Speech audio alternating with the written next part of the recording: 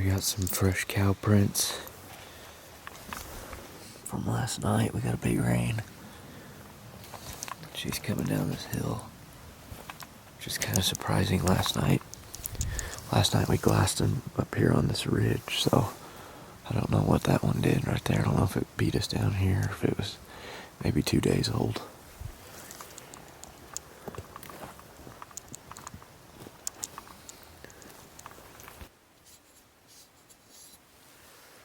Alright, ladies and gentlemen, this is the last day of archery elk season. This is the last day we've got to get it done. We've made a move this morning about 2.5 miles in, down in the basin, dropped off low down towards the creek, and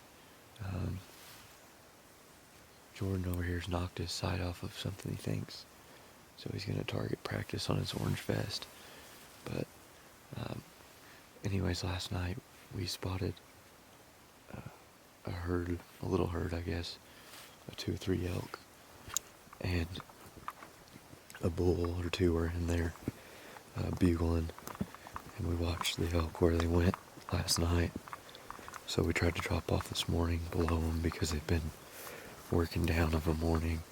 So we're below them now. We've heard them bugle a few times this morning, and we're just hoping that they can make their way down into this kind of area that we have a couple ridges that kind of merge together here. So we're going to try to get close to them and I want to see how his bow shoots. Say it looked like when I put my arrow on. I've never noticed it having to, when I pull an arrow, it hit the sight like that. I was having trouble getting my arrow on. So we're right at 20 yards. I got an orange vest up there. I'm going to shoot, see if it's on at 20. This is 20 yards.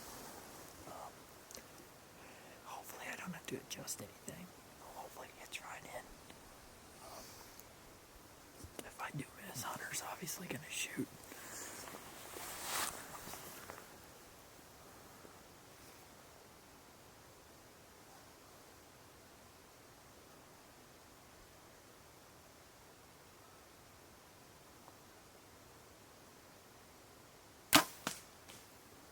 Pretty close. I saw where it went. Go look at him. He's about to step off. Here, take this so I can... Look up there. He ain't the big one, but there's a bull and some cows. Yep, same spot. He's got real dark horns. I see him. I see him.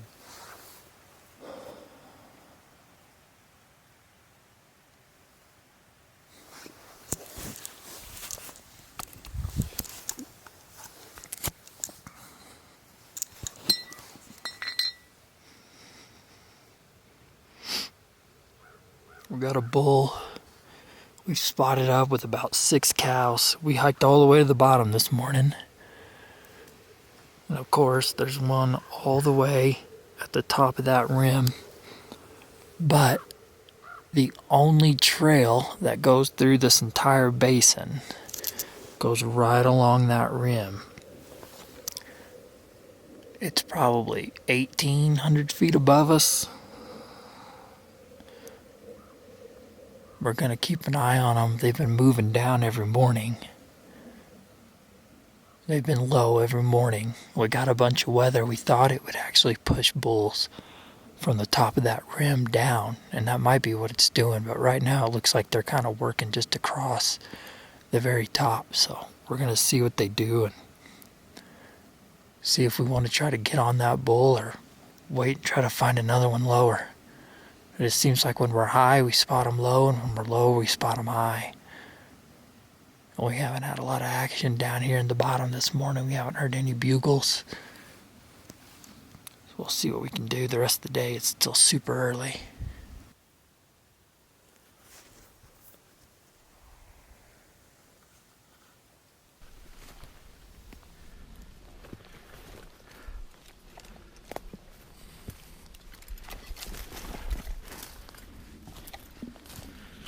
Back in the thick junk, heading towards where we glassed them at last night, and we glassed some this morning up above us, way up high. We've been seeing a lot of fresh sign. It's just real thick in here, hard to even get a shot, but I've heard some bugles in here, don't know how far away they really are. We're just gonna keep on trucking and see what we can scrap up here.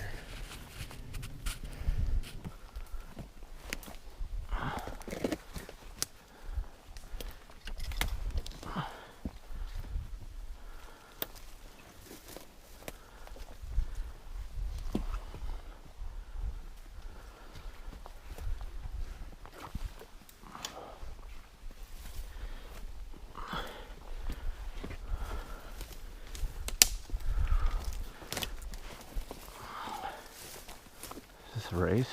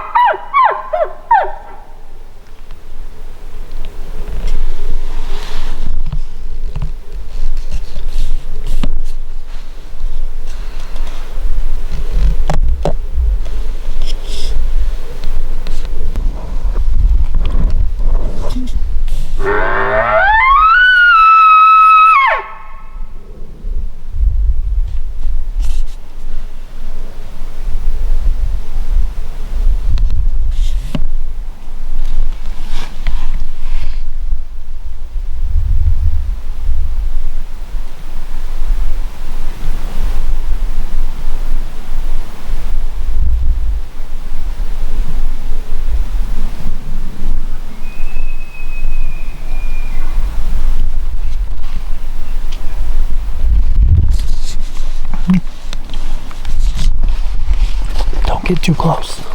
Don't get too close. Are you rolling? Yeah.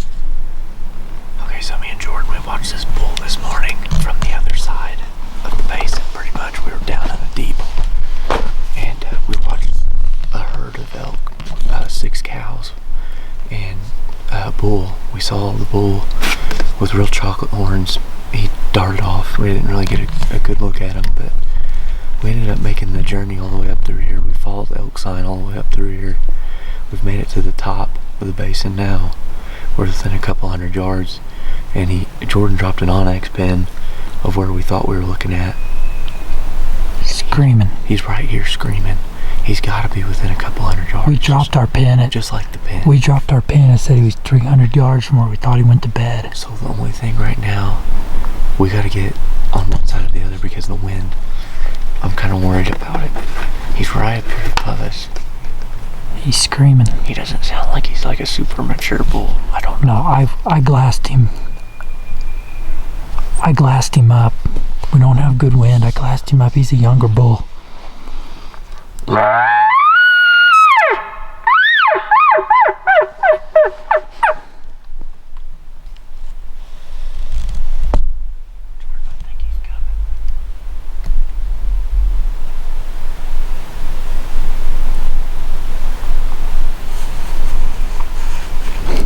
Let's find somewhere to get set up. Let's kill him. Hey, did you hear that? Did you hear him again? Sounds like he's on the top of the hill. Go this way. Can you get across those logs?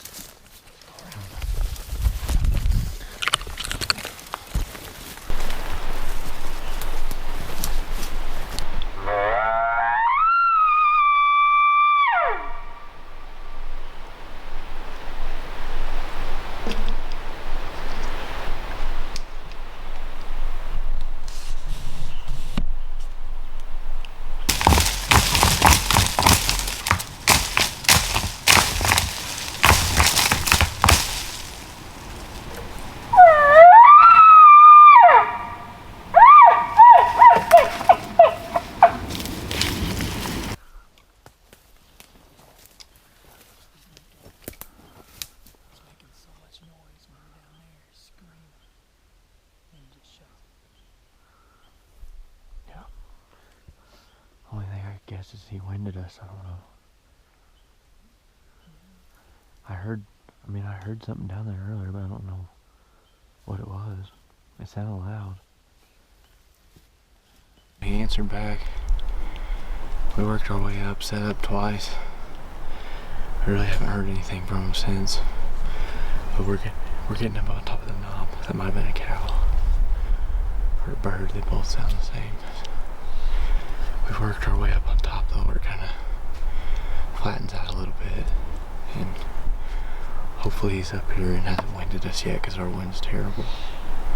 But we're doing everything we can right now to make it happen at the last minute.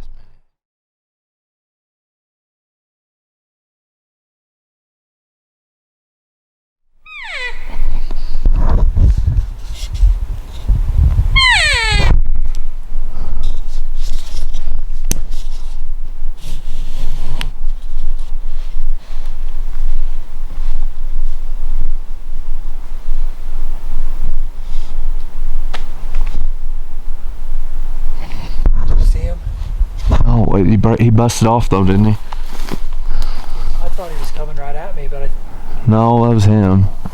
It was just a bull. What was it, a bull by himself? I only heard one.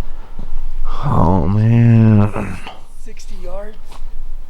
And he was just right. He was up on just a little above us where he could smell it. Dude, that's sickening.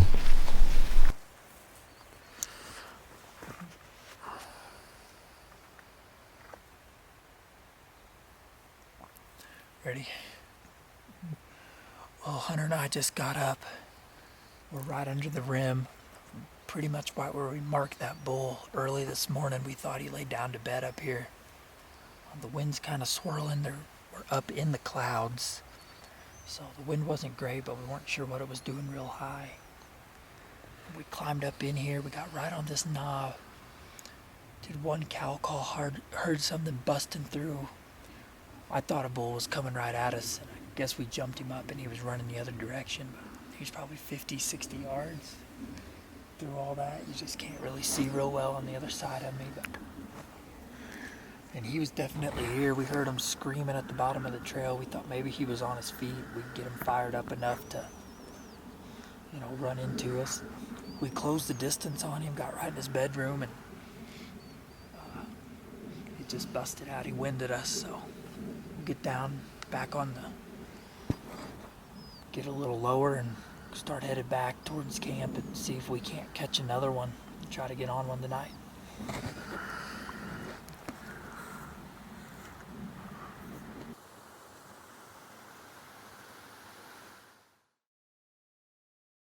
What is today? Is that what we're doing? Yeah. I believe it's day 6. This is our pack out day. It's October 1st. Start of whitetail season back home, so I'm itching to get back and actually get back in the thick of things at home where I know what I'm doing a little more. But we're just getting stuff packed up at camp today. We got our clothesline hung up for the first time. Just took some paracord, tied it tree to tree, and we're trying to get some time-lapse videos, some stuff to add to the actual footage of the hunt that we missed out on. And the horses are supposed to be coming here about noon. It's only 7 or 8. We got into a little bit of a predicament last night. Texted them with the GPS. They said, we'll be there about 3 or 4. Well, it's a 4-hour ride out, and me and Jordan are like, man, we got to go home. And Cheek and everybody wanted to go home, so we got them to come back at noon. We're gonna get everything cleaned up, and it was a good trip. I mean, me and Jordan learned so much hunting together this week, and it seemed like if we had another couple hours we would have got it done maybe, but every day we got closer and closer to one. We saw elk every day, saw 3 or 4 bulls. I mean, it was really an incredible experience. It's just, I mean, we even found some sheds. It was an incredible experience, really. It just, for somebody that's never been out here, you got to come out and you got to get in the thick of this stuff to even understand how hard it is to get close to one. And this is just do it yourself, over the counter type of stuff. This isn't somebody telling us where to go. This is us finding everything on our own, and hopefully the next time we come back out here we're even better, and we get it done finally. I mean, it hurts like hell to have a $700 tag in my pocket burning, but we prepared for this trip for 6 months, and I'd still consider it a success.